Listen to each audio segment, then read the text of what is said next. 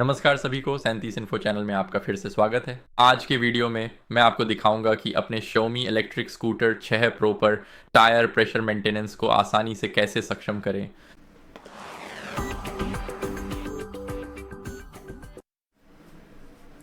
तो हम आगे बढ़ेंगे और टायर प्रेशर मेंटेनेंस को सक्षम करेंगे। मूल रूप से ये एक रिमाइंडर है कि जब भी हम तैयार हों या जब भी टायर प्रेशर कम हो तो उसे चेक करें और फिर से भरें। हम इसे Xiaomi Home ऐप में जाकर और अपने स्कूटर पर क्लिक करके पा सकते हैं। हम ऊपर दाईं ओर 3 डॉट्स पर क्लिक कर सकते हैं और हमें टायर प्रेशर मेंटेनेंस का विकल्प मिल जाएगा। ये ऊपर से तीसरा विकल्प है।